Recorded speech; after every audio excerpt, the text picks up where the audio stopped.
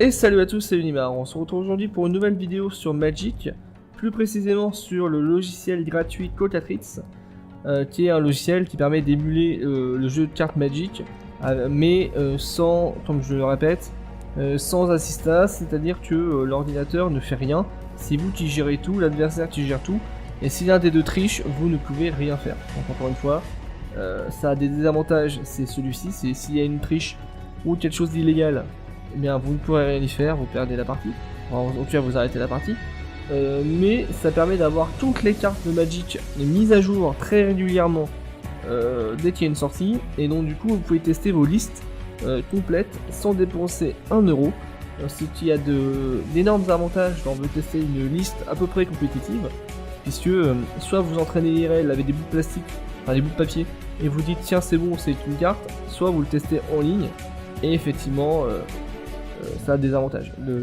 C'est ce grand avantage, c'est d'avoir un logiciel gratuit qui permet d'avoir toutes les cartes du jeu et de se faire son deck sans problème. On peut même faire du draft, etc. etc. Donc du coup là c'est la suite de l'apprentissage des règles de Magic. Donc là on va jouer avec le deck blanc et le deck noir. Et ensuite je vais passer sur Magic Arena qui est en bêta test. Donc je suis un bêta testeur, mais comme des millions de personnes, hein, je suis pas plus important qu'un autre. On m'a filé des clés, mais je passerai des clés, etc. Bon bref. Donc là sur Magic, sur Cocatrix, je vais encore une fois vous expliquer comment ça se joue. Et après j'irai sur Magic Arena pour vous montrer le jeu avec de l'assistanat. C'est-à-dire que le jeu fait des actions à votre place, vous choisissez la carte, mais comme Pokémon, là il y a des animations, etc. Mais comme c'est en bêta test, ils n'ont fait que le format standard, et donc du coup, en gros c'est les dernières cartes sorties.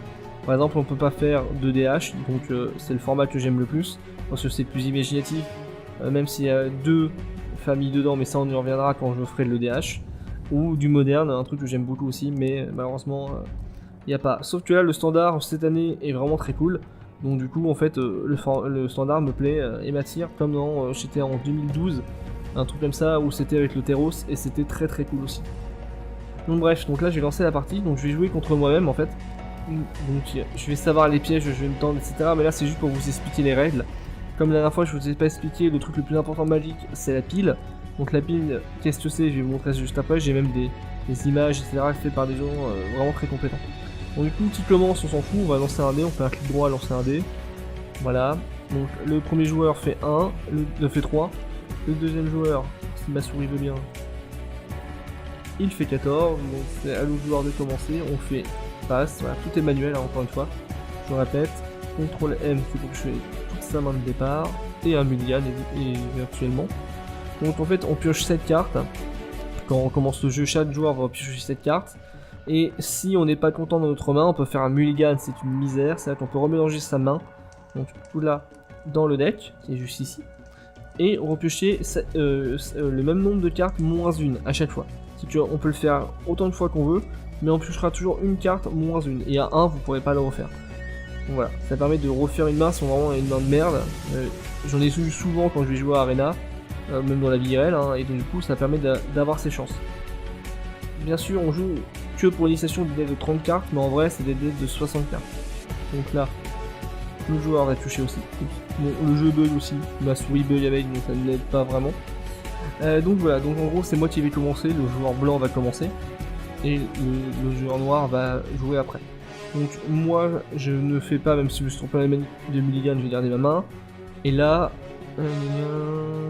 bah je vais pas faire de mulligan non plus. Donc du coup, comment on fait? On joue une carte par une carte, hein, et on fait l'effet. Là, les terrains, on peut en jouer qu'un seul par tour. Donc les terrains, c'est là où c'est marqué Basitland. Je vais essayer de vous l'agrandir. Tac, pour vous voyez un peu mieux. Voilà. Donc Basitland, c'est des plaines. Et la dernière fois, il y avait des forêts et des montagnes. Là, c'est des plaines, en anglais plains. Et des swamps, donc des marais en français. Donc, les plaines font du mana blanc. Le marais font du mana noir. Les montagnes font du mana rouge. Les forêts du mana vert. Les îles du mana bleu, et ensuite on a du mana incolore, etc. Donc, moi, comme je peux jouer un seul terrain par tour, sauf effet contraire. toutes mes cartes ont un coût converti de mana, donc un CC de 2. Bon, sauf le Lizard, mais ça, enfin, sauf l'instant, c'est autre chose. Mais en gros, c'est, encore une fois, il faut, par exemple, pour le Chain Mail, il faut 2 mana, donc forcément un blanc, et un mana de n'importe quelle couleur, donc soit un noir, soit un bleu, soit un rouge, etc. Si vous ne comprenez pas comme je fais là, je vais aller très vite, il faut revoir les anciennes vidéos pour mieux comprendre. Donc là, je ne peux rien faire, je fais passe. L'adversaire, lui, va faire phase de pioche, donc il va passer, voilà. Il joue un marais, enfin je joue un marais. Et là, je peux jouer un rat typhoïde, qui est un rat extrêmement puissant, puisqu'en fait, pour un coup de mana de 1, on peut le jouer, donc là je vais le jouer, je vais engager mon marais, c'est-à-dire je vais le mettre de 90 degrés sur la droite pour prouver que je l'ai utilisé, et je joue le rat typhoïde. Le rat typhoïde a une force, donc c'est ici qu'on voit, une force de 1 et une endurance de 1. Là il va faire un dégât à un joueur ou une créature, et il ne peut prendre que, il a que 1 point de vie, c'est-à-dire que s'il se prend plus de 1 dommage, il est KO. En plus, il a un pouvoir, une capacité qui est très forte, c'est Death Touch, ou Contact Mortel en anglais, en français. Cette capacité fait que dès qu'on inflige au moins une blessure à une créature, elle est détruite, quelle que soit sa force. C'est-à-dire que si en face, j'ai une bêtise, j'ai un mur 0,25, ça n'existe pas mais 0,25, c'est-à-dire qu'il faudrait avoir 25 dégâts pour le tuer, mais lui avec un seul dégât, il peut tuer ce gros truc. Voilà, c'est très fort. Donc quand les créatures arrivent en jeu, ils ne peuvent pas attaquer, c'est le mal d'invocation, et donc du coup, comme là je n'ai rien d'autre à faire, je fais fin du tour. Moi je joue, donc je dégage mes terrains, je pioche, ma phase 1, je mets un autre terrain, je peux en jouer toujours qu'un par tour, et là je peux jouer une créature, donc je vais jouer lui. Voilà. L'Oresto, c'est Griff, je sais plus en français. Voilà, il a 3 d'attaque et 1 point de vie. C'est-à-dire que lui, il va forcer, s'il attaque, il va forcément tuer le rat typhoïde, mais le rat typhoïde va forcément le tuer. De base parce qu'il a que 1 en force, mais en plus parce qu'il a le contact mortel. Les créatures avec le contact mortel, ce sont des créatures qui ont un pouvoir de dissuasion assez fort, puisque quoi qu'il arrive, ils peuvent tuer le gros kill adverse en faisant un seul dommage. Donc Magic, ça peut paraître un peu austère, un peu violent, mais quand on s'y met, les premières parties c'est un peu compliqué, on voit pas toutes les mécaniques, mais au fur et à mesure, c'est un jeu très accessible, bien sûr. Donc là, mon vampire que j'ai pioché, le vampire sanguin, et coûte 5, donc 5 mana. Il faut 2 noirs, dont 3 incolores, enfin dont 3 de n'importe quelle couleur. C'est une créature qui peut être là dans le deck, c'est un kill. Mais je peux toujours pas le jouer puisque j'ai que 2 terrains. Comme je peux jouer que 1 terrain par tour, je vais pouvoir le jouer que dans 3 tours, puisque je dispose de au moins 3 terrains, qui feront un total de 5. Donc là, soit je pourrais attaquer avec mon rat, puisqu'il y avait déjà un tour qu'il est là sur le terrain, et dire je vais t'attaquer. L'adversaire ne me bloquera pas, mais si je fais ça, je bloque mon outil de dissuasion, et donc, même si je colle un dégât à l'adversaire, lui va m'en coller 3, puisqu'il n'y aura rien qui va l'empêcher de défendre, puisque pour qu'une créature défende, il faut qu'elle soit dégagée. Voilà. Donc effectivement, ça serait pas le truc le plus malin du monde. Donc je ne fais rien, puisque quand on arrive à 0 point de vie, c'est le petit compteur qui est là, on est mort. Donc là on dégage des terrains. Voilà, le seul truc automatique, c'est le dégagement des terrains. Et ça, tout ça, c'est sur les phases. On peut passer les phases avec contrôle espace ou en cliquant dessus. Donc là, je peux toujours jouer un terrain. Donc j'ai un instant, c'est ça qui est très fort. Les instants, je vais essayer de vous les expliquer soit là, en partie si j'y arrive, ou alors en mettant en simulation plus tard. C'est en gros quand les instants on peut les jouer n'importe quand. C'est-à-dire que pendant mon tour ou pendant le tour adverse. Les rituels, les enchantements et les créatures, sauf précision, ne peuvent se jouer que pendant nos main phases. Donc vos phases principales, soit la 1, soit la 2 qui est juste ici.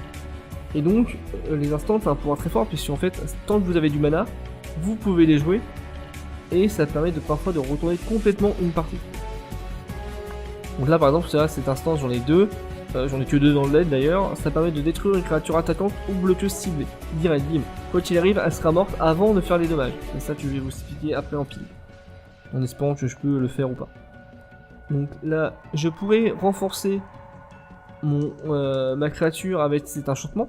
c'est un enchantement qui est très fort puisque ça permet pour 2 mana de rajouter plus 1 d'attaque et plus 3 points de vie. Voilà. C'est-à-dire que si je le jouais, mon Oresclos aurait plus 1 d'attaque, donc 4 points d'attaque, et 4 points de vie parce qu'on lui rajoutait encore 3 points de défense. Donc ça ferait une 4-4. Aussi fort que le vampire qui est en face. Généralement, je vous rassure, on ne voit pas les mains de l'adversaire, hein, bien sûr. Là, c'est que pour l'initiation. Par contre, ça n'aurait toujours pas le souci du rat qui a le contact mental, donc le test touch, et ça serait dommage. Donc, je pourrais aussi jouer lui, qui a un effet d'entrée de jeu, c'est que quand je le joue, le Tinmel, quand il arrive en jeu, je peux cibler une créature et lui donner plus 1 d'attaque et plus 1 de défense jusqu'à la fin du tour. Par contre, l'enchantement, comme c'est pas marqué jusqu'à la fin du tour, c'est un effet permanent. Et en plus, quand cet enchantement arrive en jeu, j'ai pioche 3 points de vie, mais ça c'est assez anecdotique. Donc, voilà, je vais quand même le faire. Parce que on va attendre le bon moment, donc je le cible. Voilà, la créature, pour montrer à l'adversaire que je cible la carte, il faut faire clic droit et le mettre sur quelqu'un. On peut faire ça sur n'importe où, sur les joueurs, etc. Donc je l'équipe, donc on fait clic droit, attacher une carte, bim, ça se met en dessous. La force ne se change pas. Pour changer la force, c'est très simple, je fais clic droit, tout se marche par clic droit quasiment. Vous avez l'onglet force et endurance. Vous pouvez soit augmenter la force et l'endurance d'un seul coup, donc un par un, c'est assez chiant, même s'il y a des raccourcis, c'est fascinant. Soit vous faites fixer la force et l'endurance. Voilà, moi je sais c'est une 4 attaque, donc je fais 4 /4. Voilà. Ça apparaît bien en orange pour montrer que c'est une force modifiée, donc pas une force de base. Si vous voulez rajouter, s'il y a des effets à rajouter, etc., vous pouvez faire des annotations. Là. Et vous pouvez mettre n'importe quoi. Donc comme c'est l'anglais, je vous conseille d'apprendre les termes en anglais. Parce que si moi j'ai déjà fait du français, j'avais oublié. Je connaissais que le terme en français et pas en anglais. Le joueur n'a rien compris ce que je mettais. Et donc du coup ça s'est un peu parti en cacahuète. Donc là l'enchantement fait que quand il arrive en jeu, je gagne 3 points de vie. Donc je me cible moi et je gagne 3. Voilà. Soit vous faites des clics gauche pour augmenter, des clics droits pour diminuer, soit vous faites CTRL L. Et vous pouvez mettre directement votre compteur de vie à ce que vous... Donc moi, fin du tour. Je ne vais pas attaquer parce qu'il a toujours son droit. Voilà. CTRL D pour toucher une carte. Il peut jouer un terrain. Et donc là j'ai pioché aussi une créature. Petit coup 4 mana, donc je peux toujours pas la jouer. Qui pour 3 mana, c'est un effet qu'on paye en fait. Quand il y a un symbole, n'importe lequel, hein, mais généralement c'est un coup de mana ou alors le symbole engagé. Avec 2 petits points, c'est le coup qu'il faut pour activer, c'est le coup d'activation de la capacité, et ensuite on a le test. Donc là ça fait que le Zof Shed gagne plus de jusqu'à la fin du tour. Cet effet est cumulable, c'est à dire que si là ça coûte 3 mana, donc 2 et 1 noir. Si vous avez 6 mana, vous pouvez le faire 2 fois, voilà, et etc. Bon, c'est pas forcément le truc le plus puissant du monde, mais c'est voilà, c'est des capacités qu'on peut activer quand on veut, pendant votre tour et pendant le tour adverse. Quand il n'y a pas de précision, c'est une capacité qu'on peut mettre en pile d'une, et pendant votre tour, c'est un peu en instant, vous pouvez jouer quand vous voulez. Donc là pour 3, la seule truc que j'ai pour 3 mana c'est celui-ci. C'est un énorme crapaud qui a 2 d'attaque et 3 d'endurance pour 3. Elle n'a pas d'effet, on appelle ça une créature vanilla. Donc je vais faire 3. Voilà, et je la joue. J'ai une de 3. Je pourrais toujours attaquer avec mon rat mais j'ai pas envie. Donc fin du tour. Alors oui, ce sont des dés d'initiation, c'est pas le truc le plus passionnant du monde. Mais je pense que pour commencer avec des dés d'initiation qui sont gratuits dans les magasins, normalement ils vont en stock. C'est très bien. Bon, ça, si vous avez très vite compris les règles, en 3 ou 4 parties vous en avez marre sur deck. Mais pour commencer même avec des enfants c'est très bien. Et je vous conseille d'ailleurs de jouer avec ces decks là au début. Même si vous avez des amis qui s'y connaissent, jouez très doucement au début, permet de vraiment partir sur de bonnes bases, etc. Après si au bout d'une heure vous avez compris toutes les règles, vous lâchez le deck, vous prenez le deck de votre copain, hein. J'ai jamais dit l'inverse. Mais voilà. Donc du coup je peux jouer un terrain. Et donc là, je pourrais justement faire l'instant pour vous montrer comment on joue à l'instant. Donc on va dire que l'adversaire ne sait pas ce que j'ai en main, hein, bien sûr. Vous pouvez bluffer, c'est-à-dire que comme vous avez 2 mains phases, Vous pouvez très bien jouer toutes vos créatures en première phase, ou alors en deuxième phase. Comme de toute façon, ils n'ont pas, s'ils n'ont pas la CRT, ils ne peuvent pas attaquer directement quand ils arrivent en jeu. Donc du coup, comme vous pouvez voir que les phases d'attaque ne se déroulent qu'après la main phase 1, eh bien, ça ne sert à rien de les jouer forcément en tour 1, sauf si c'est des effets d'entrée de jeu comme elle, qui fait que quand elle arrive en jeu, elle donne un boost. Effectivement, ce boost est peut-être mieux quand vous voulez attaquer, effectivement. Après, chacun est juge. Donc on peut bluffer, c'est un jeu de bluff, là j'ai 4 mana. Donc moi je vais attaquer. Donc je vais me cibler lui, je vais faire phase d'attaque. Je vais l'engager et je vais cibler le joueur adverse. Parce que les créatures ne peuvent cibler, sauf précision, bien sûr, que les joueurs ou les Planeswalkers. Les Planeswalkers c'est une carte un peu particulière que je vais vous présenter que sur Magic Arena parce que les cartes sont en français et surtout on peut les jouer. Il y a un effet super cool quand on arrive en jeu, etc. Donc là, j'attaque, donc il y a la phase de bloc. L'adversaire cible, choisit une de ses créatures, il prend le rat et il me met, voilà, il me cible la mienne. Là, tant qu'on est à la phase de bloc, ma créature est bloquée. Voilà. Dès qu'on a désigné une créature bloqueuse, elle est bloquée, même si la créature en face est détruite, elle est toujours considérée comme bloquée. Par contre, comme on n'est pas passé à la phase de dommage, si je détruis le ratifoïde à cette phase-là, à cette sous-phase-là, je ne perdrai pas ma créature, même si celle-ci a le contact mortel. Donc c'est pour ça que j'ai gardé mes 4 mana. Je peux jouer le verdict divin, qui fait qu'on peut détruire une créature ciblée, attaquante ou bloqueuse. Donc là, je vais cibler lui. Donc là, le joueur, s'il n'a rien à jouer, il dit OK. Donc c'est ça la pile. Donc, je vais vous montrer les graphiques. En gros, on joue des cartes. Et à la fin, on applique l'effet dans le sens inverse. En gros, c'est comme si vous faites un tas de cartes. Et la première est jouée, la première carte jouée sera forcément celle d'en dessous, puisque la dernière sera au-dessus du paquet. Bon, le graphique, c'est vraiment plus parlant. Moi, je l'ai pas sous les yeux, mais c'est vraiment plus parlant. Et donc, du coup, là, ce qu'on va appliquer, c'est d'abord l'effet du verdict divin. Il fait que tu détruis la créature bloqueuse. Donc, le rat typhoïde est mort. Ensuite, si on avait un autre effet, il n'y a rien. On passe à la phase de dommage. Comme je suis bloqué, eh bien, mes dégâts ne sont pas faits. Et donc, l'adversaire n'a rien perdu, parce que le rat a bloqué, même si c'était dans une autre phase. Ensuite, fin du combat. Même phase 2, j'ai rien. Fin du tour. Ça sera beaucoup plus parlant quand ça va être sur Magic Arena, où il y a beaucoup plus de cartes qui ont des interactions que dans des cartes de deck préconstruits de débutants. On est d'accord. Donc là, il joue un terrain. J'ai voilà, 4 mana disponibles, donc je peux jouer le Dove of Shed. La grenouille peut attaquer. Et parce que là, c'est engagé, donc il ne pourra pas défendre. Donc, start combat. Il me cible. Voilà, attaque, donc lui, voilà, bloc. Il n'y a pas. Phase de dommage, je prends 2. Même phase 2, il n'y a rien. Et fait. Donc j'ai toujours un mana, je peux jouer. C'est bien dans les decks de base, c'est qu'on peut avoir quasiment un terrain par tour. Des fois on construit, ça m'est déjà arrivé de perdre des parties parce que je ne pioche pas un terrain. Ça arrive, c'est dommageable. C'est de la chance, c'est de l'aléatoire, Magic, c'est beaucoup ça. Donc là je viens de piocher une ancienne carte qui était une ancienne carte rare, qui a été rétrogradée en carte Unco. Et c'est une carte qui était à l'époque de Magic, au tout début de Magic, une carte infâme, puisque c'est une carte qui pour 5 mana, donc je les ai.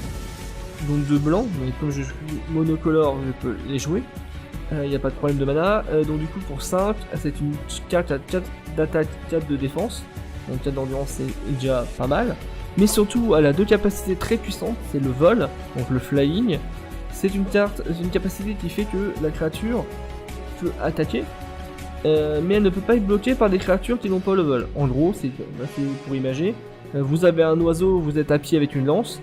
Eh bien, vous ne pouvez pas toucher l'oiseau qui est à 3 km de haut. C'est pas vrai, mais voilà. Donc du coup, la créature va forcément pouvoir attaquer le joueur si en face il n'y a pas de créatures qui ont le vol pour défendre. La vigilance fait que quand on attaque, la créature ne va pas s'engager.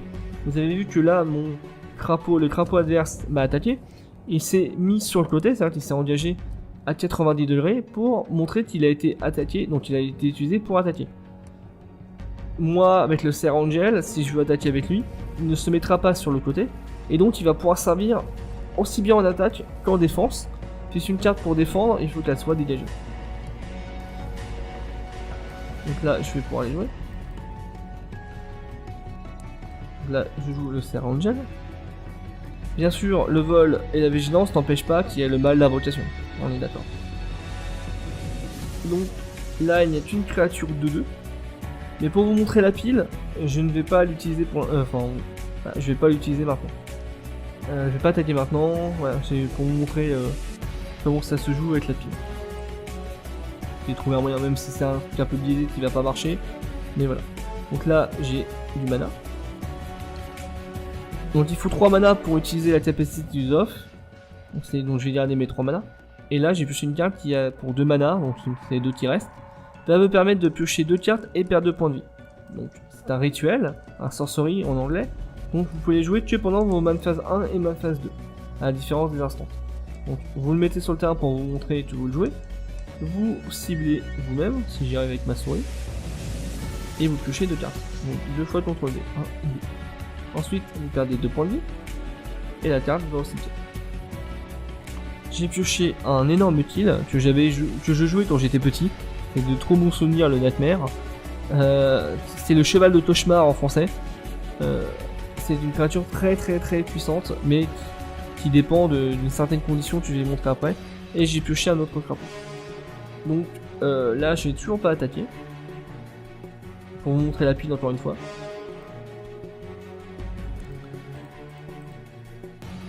De toute façon, il y avait une 4-4 en face, donc c'était pas le bon moment pour attaquer. Donc là, j'ai pioché un Soulmender. C'est une carte de début de jeu, puisque voilà le symbole. Vous voyez que là, le Zoff, il faut 2 mana, enfin il faut 3 mana, dont 2 incolores et 1 noir, pour faire sa capacité. Et lui, il faut juste l'engager. Donc pour l'engager, il faut qu'il n'ait pas le mal d'invocation. Et si vous l'engagez, il ne pourra pas attaquer. Voilà. Mais ça fait permettre de gagner un point de vie. Donc là, il faut toujours 1, 2, 3, 4 pour vous montrer la pile. Donc là, il me reste un mana disponible et que lui, c'est un mana. Bim, donc là, je vais attaquer. Voilà, pour vous montrer. Donc je vais attaquer avec lui et le Serra. Je vais faire ça et ça. Phase de bloc, donc c'est la phase d'attaque et phase de bloc. Je suis toujours comme ça. Oui, alors ils ont pas patché les flèches qui s'effacent entre chaque phase. Je trouve ça naze, mais c'est moi. Donc, parce qu'en fait, ça devient vite illisible. Donc, je vais mettre ça comme ça. Voilà. Encore une fois, c'est tuto. Hein. Ce que je fais, c'est pas forcément les meilleurs plays du monde. Je vais essayer de le faire dans Magic Arena, mais là, pas du tout. Donc, du coup, c'est 2 cartes attaque. Et moi, j'ai 2 cartes disponibles pour défendre. Le Angel ne s'est pas engagé puisqu'il a la vigilance. Et il vole, donc il n'y a rien qui vole ici, donc lui je ne pourrais pas le bloquer. Par exemple, je peux peut-être me concentrer sur, voilà, sur le Rescos, qui est une grosse carte 4-4 à tuer. Pour ça, soit je mets mes 2 créatures dessus et je vais le tuer, soit je me dis, en sachant pas ce que l'adversaire, enfin que j'ai en main, etc., j'ai une carte qui va me permettre. Enfin, cette carte a une capacité qui va me permettre de me booster. Donc je vais le faire, je vais juste bloquer avec elle. Voilà, alors je vais essayer de faire du vert, alors c'est lui. Non, c'est contrôle... Voilà, attends. Contrôle clic gauche, je peux faire une flèche de couleur. Donc là je vais bloquer, voilà. J'ai une de 2. Comme ça. Je vais, avant de faire la phase de blessure, je vais activer sa capacité. Tac, qui va permettre de le booster. Donc plus 2, plus 2. Donc je vais faire OK. Donc ça devient une 4-4 jusqu'à la fin du tour. Donc de la même force, j'enlève les flèches. La même force que... Voilà, que lui. Et en fait, si je veux vraiment vous montrer la pile jusqu'au bout, donc je remets mes trucs. Oups. Je remets mes flèches. Donc c'est toujours... Oh, c'est un peu compliqué. Je pense que ça va être vraiment plus simple sur Magic Arena. Oups. Changer force, changer force. C'est toujours une de 2. Puis là j'avais fait comme si j'ai la capacité, j'y avais pas répondu et que c'était effectif. Là, je me dis, il engage du mana. il fait sa capacité, et moi je dis je réponds. Donc du coup j'ai pas envie, parce que ma créature va mourir. Je me dis j'ai pas envie, je fais 4. Et donc du coup je joue mon verdict. Et je cible lui. En gros, là ce qui se passe, c'est qu'il y a deux capacités qui sont jouées. La capacité du Zoff de avoir un +2/+2, et la capacité du verdict divin.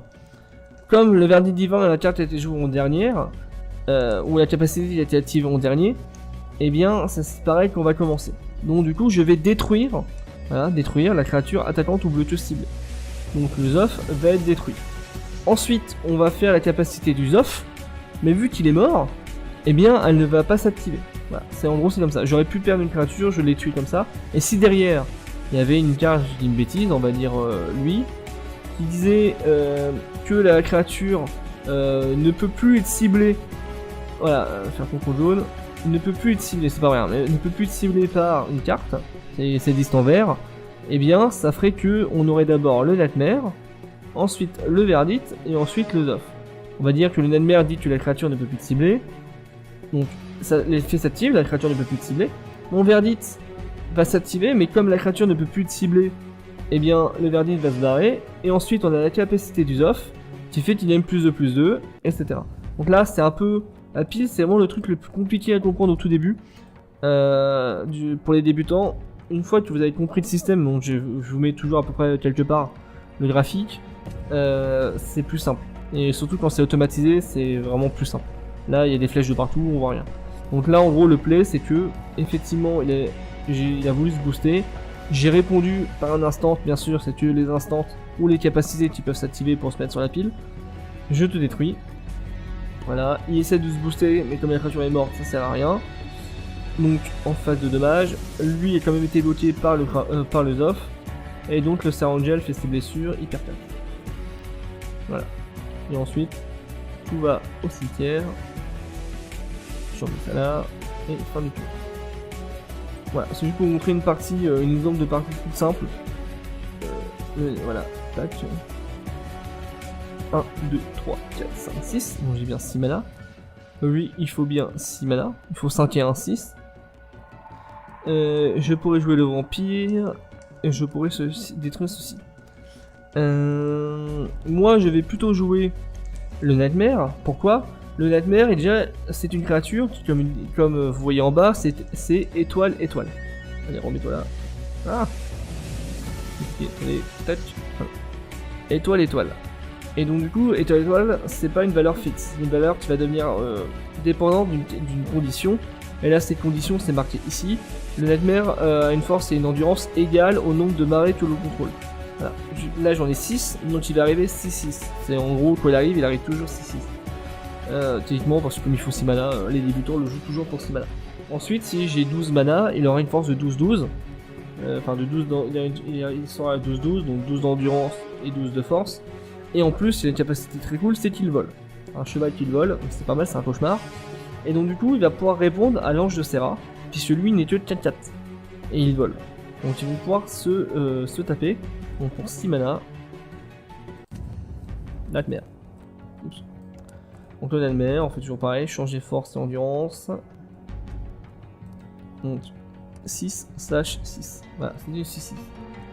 Donc là, avec mon crapaud, ça sert à rien d'attaquer, je dis fin du tour. Le blanc. Il a pioché marqué par l'honneur. Donc voilà, donc je vais pouvoir le jouer aussi. 1, 2, 3, 4. Voilà. Donc je vais cibler toujours lui. Donc du coup, la créature va gagner +2/+2 et la vigilance. Voilà, c'est bien précisé en dessous. Attaquer, la créature attaquante ne s'engage pas. Voilà. Des fois il précise, des fois il ne précise pas. C'est souvent il précise dans les éditions de base pour expliquer ça aux débutants. Donc là je fais attacher une carte, je fais lui. Je lui rajoute bien C2 +2/+2. Donc on augmente la force, donc c'est 6-6 maintenant. Et on va mettre la notation, ajouter une annotation et la vigilance. Donc soit vous le mettez en français, soit vous le mettez en anglais. En tout cas comme c'est le même mot, bah, du coup c'est cool. Mais sinon, annotation, sinon faut le mettre en anglais, c'est mieux pour les anglophones. Voilà, vigilance. Là on le voit. il a la vigilance. Donc c'est pas le truc le plus visible du monde, mais quand même.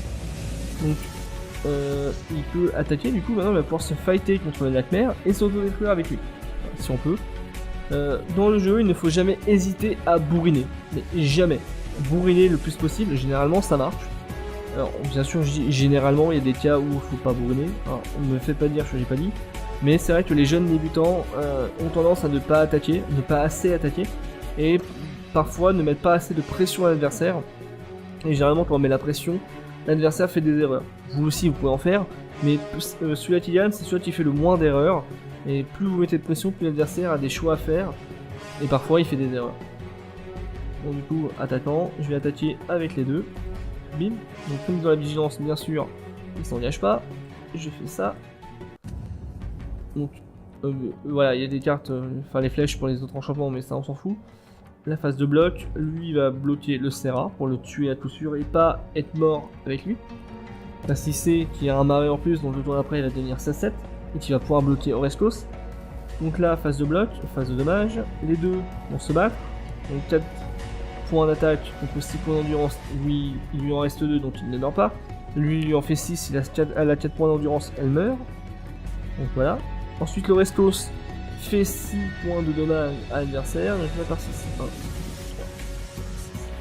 Et bien sûr, à la fin du tour, les blessures que les créatures ont subies, s'ils ne sont pas morts, les blessures sont annulées. Voilà, c'est-à-dire que là, comme il a pris 4 du Serangel, le Nightmare, a une endurance de 2, si on fait fin du tour, et il repasse à endurance de 6. Ça va être très lisible sur Magic Arena, ils ont fait un truc très bien pour ça. Donc là, je remets un marais. Force et endurance, je vais l'en monter de 1. 7-7. Un petit bâton qui est très bien au début de jeu, qui sert pas à grand chose à la fin. Flèche terreur, c'est très bien. Voilà. J'ai un instant que je peux aussi jouer en rituel. Donc 1, 2, 3, c'est 4, 5. 1, 2, 3, 4, 5. On peut le faire à la main ou tout sélectionner et faire tout d'un coup. Voilà. Vous le jouez. Il faut parfois les jouer les instants en rituel, dans votre phase. Ça fait détruire la créature ciblée, elle ne peut pas être régénérée. Donc je vais cibler elle. Le Rescos peut être ciblé, il n'y a rien qui lui dit. Il meurt dans d'atroces souffrances et les enchantements le suivent avec. Ça c'est un point au cimetière. Et donc là, start combat. Mon Nightmare a le champ libre pour attaquer et même ma grenouille, puisqu'en face il n'y a que un petit Soulmender.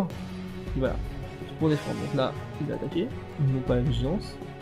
Phase de bloc, moi je me décide de pas bloquer, pour vous montrer quelque chose. Et phase de dommage, je prends 9.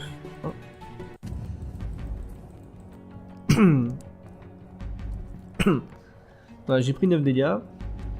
Fin du tour, et donc là, quand vous avez des capacités comme ça, par exemple du Soulmender, qu'il faut qu'il s'engage, je vous le conseille de le faire toujours à la fin du tour adverse, puisque si vous le faites, là je gagne un point de vie, je le cible, je gagne un point de vie. Vous voyez, quand ça va devenir mon tour, toutes mes cartes qui ont été engagées vont se dégager, et donc du coup, même si vous n'avez pas défendu, vous avez quand même gagné un point de vie. Donc, des fois il faut mieux se défendre. Mais quand vous avez des capacités comme ça, faites-le à la fin du tour adverse, ça permet voilà, de se défendre. Donc là il a 8, si je joue ça, elle va passer à 2, va passer à 2 à 4, je vais la descendre à 4. C'est pas beaucoup, mais bon, il n'y a rien d'autre que je puisse faire. Pour 2, je joue lui, je vais cibler lui, le Soulbender va gagner +1/+1 jusqu'à la fin du tour. Je monte la force et l'endurance. Puis, je ne peux pas jouer ça, puisque de toute façon, ça coûte 4 et j'ai pas. Mais je vais quand même bourriner avec lui. Tac. Il n'y a rien pour bloquer, rien pour défendre, il perd 2. Voilà. Fin du tour. L'adversaire dégage. Et puis je fais une carte. Ouais, voilà. Un face et de loom. Alors, je sais pas si vous en pensez. Les créatures non black gagnent +1/+1 jusqu'à la fin du tour. Donc les créatures non noires vont gagner +1/+1 jusqu'à la fin du tour. D'ailleurs lui, il est jusqu'à la fin du tour, son boost. Force et endurance, diminuer force et endurance. Boum, on revient à sa force de base. Puisque le boost du Kimbell était jusqu'à la fin du tour. Donc je pourrais le jouer, c'est-à-dire que je pourrais détruire celui-ci. Et réduire à Paul Chaleur la puissance de l'autre. Ou alors je peux jouer autre chose. j'ai 7 mana. 5. Ça ferait 8. 3 et 3, 6. C'est pas assez pour les 2. Bah, du coup, je vais faire ça. Pour 3. Je veux Fasterbloom. Lui, il va mourir. Voilà. Lui, il va avoir une endurance réduite. Et donc, ça fait toujours un défenseur de moins. Je vais jouer aussi 1, 2, 3. Lui. Une autre grenouille. Et je vais attaquer avec les deux. Phase de bloc, bah lui va bloquer celui-ci et tout ce qu'il peut faire. Je vais faire phase de dommage, lui va mourir comme il a plus de 1, lui non, il a une endurance de 3. Et lui va me faire 7. 1, 2, 3, 4, 5, 6, 7. Voilà. Donc là techniquement,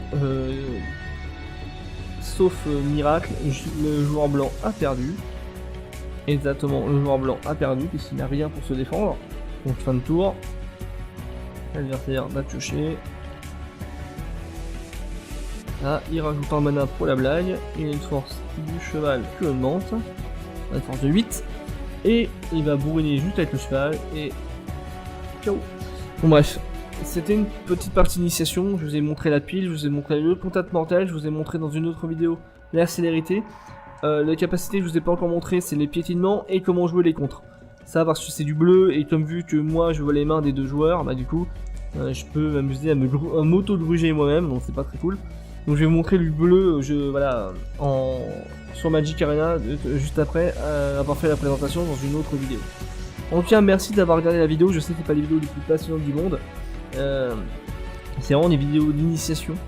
Je sais qu'il y a des Américains qui me regardent, donc merci à vous. Et merci en tout cas à vous, même français, de m'avoir regardé. Je vous dis à bientôt dans une prochaine vidéo. N'hésitez pas à partager, à mettre des pouces, à me dire, voilà, bon là c'est l'initiation, c'est pas le truc le plus passionnant du monde, on est d'accord. Mais si vous avez des idées de vidéos, n'hésitez pas à me le donner sur ma page Facebook, ou alors par mail, je vais l'avoir mis dans la description. Je vous dis à bientôt pour une prochaine vidéo, ciao.